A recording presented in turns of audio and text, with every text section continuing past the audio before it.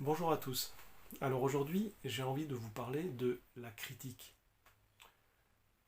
c'est-à-dire de comment est-ce qu'on reçoit la critique. Lorsqu'on est critiqué, que l'on considère d'ailleurs que ce soit justifié ou non justifié, ça ne change pas vraiment grand-chose. En fait, on a deux mécanismes qui se mettent en route en parallèle.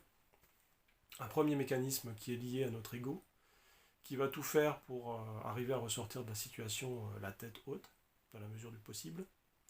Et puis un deuxième mécanisme va être vraiment lié à notre inconscient, où la situation qu'on est en train de vivre se met en résonance avec des situations engrammées au niveau de notre inconscient,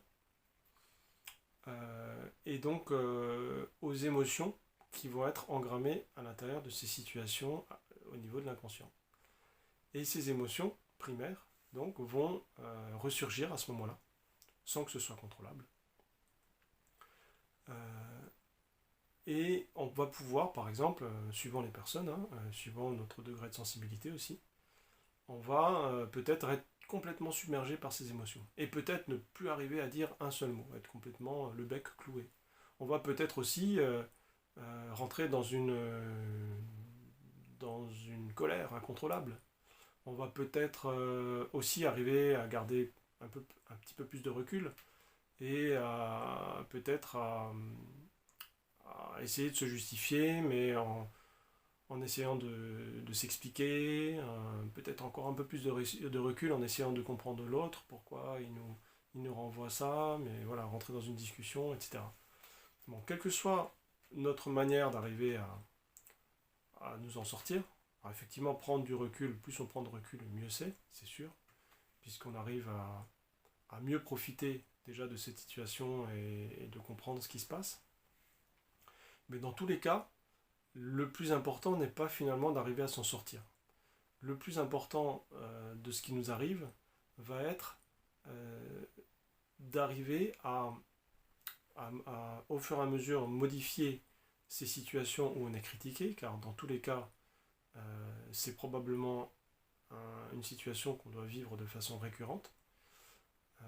Et, et donc dans tous les cas, l'objectif est d'arriver à modifier notre rapport à ces situations de manière à ce que quand on reçoit une information, d'une part on ne la reçoive pas comme une critique, et d'autre part elle ne soit pas formulée comme une critique, mais simplement comme une information qui nous est donnée et qu'on réceptionne ou non suivant les besoins, et voilà. Donc ça c'est vraiment l'objectif. Pourquoi, qu'est-ce qui fait que c'est formulé comme une critique et qu'on le reçoive comme une critique, l'un et ou l'autre, c'est en réalité nous-mêmes, ou une partie de nous-mêmes, qui va générer en fait ces situations. Et ces situations vont être générées jusqu'à temps que l'on ait débusqué les raisons profondes qui nous mettent en résonance au niveau de notre inconscient avec ces situations. Parce qu'il y a ici des mémoires en fait à entre guillemets nettoyer. Ces mémoires profondes en fait vont pouvoir être déterminées indirectement à partir des émotions qui vont naître au niveau des émotions primaires. Ces émotions primaires vont nous permettre de voir quelles sont nos blessures d'âme en fait. Voilà, on a plusieurs blessures d'âme possibles, hein. Et donc la détermination de ces blessures d'âme vont nous permettre ensuite, donc ça demande a priori en tout cas quand on n'a pas d'expérience là-dessus, de se faire accompagner par un professionnel, d'arriver à mettre en relation les situations profondes liées à ces blessures d'âme. Donc les mémoires profondes vont être liées à notre petite enfance, ou vont être liées à des mémoires transgénérationnelles, ou vont être liées à des mémoires karmiques. Voilà en gros les trois différents chapitres où on va trouver les origines principales. Pour donner un exemple concret, on se retrouve dans une situation où on est critiqué d'une façon qu'on considère comme étant injuste. Qu'est-ce qui va se passer au niveau des émotions, je veux dire.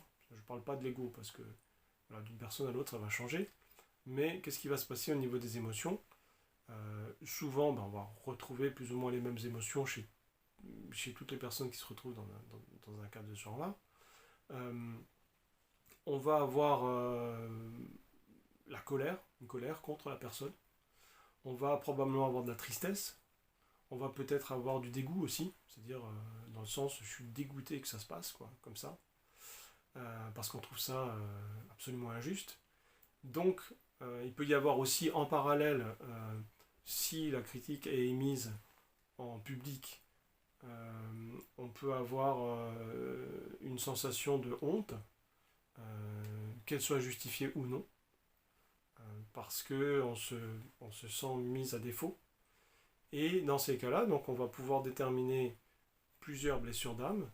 On va d'une part avoir, évidemment, la blessure d'injustice, puisqu'on se trouve dans une situation où on trouve que c'est injuste.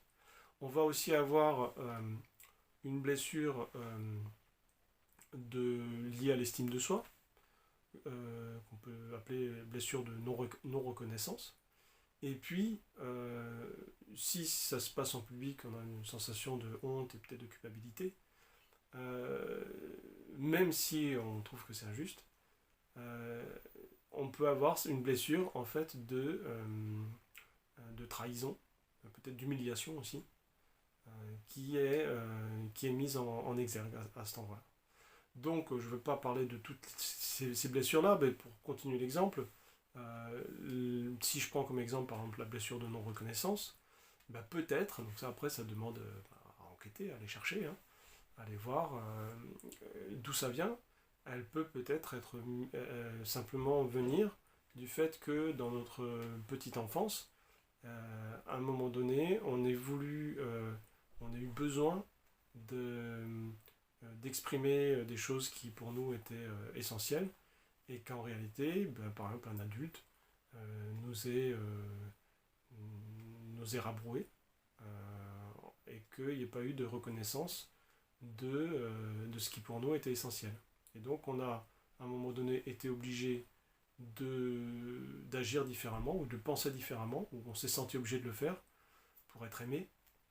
Et donc il y a cette blessure de non-reconnaissance qui est là jusqu'à temps qu'elle ait été mise en lumière. Bon, c'est un exemple qui vaut ce qu'il vaut, mais simplement pour vous donner, pour vous montrer que les situations qu'on vit, donc une situation de critique par exemple, va pouvoir déterminer, en fait c'est un cadeau évolutif qui permet de déterminer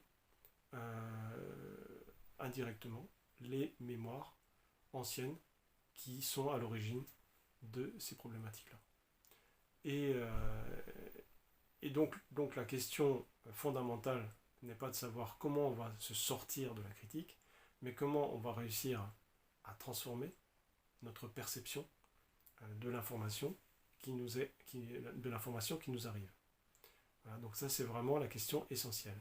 Et si on rentre dans cette démarche-là, en fait on fait des bonds de géant vers qui on est, en fait, tout simplement. Et petit à petit, eh bien, vous allez vous rendre compte que vous n'allez plus recevoir de critiques, parce que ces choses-là vont arriver simplement comme des informations pour votre évolution. Vous n'allez plus avoir d'émotions qui vont vous rendre, qui vont provoquer une agression en fait, hein, qui vont provoquer cette agression. Voilà, donc ça c'était pour la petite minute d'aujourd'hui. Au plaisir de vous retrouver bientôt.